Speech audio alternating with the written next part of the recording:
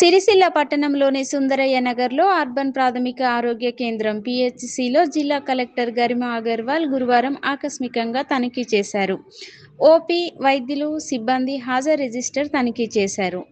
ANC నమోదు, NCD screening టెస్టులపై ఆరా తీశారు. Vaccine గది, మందులు పరిశీలించారు.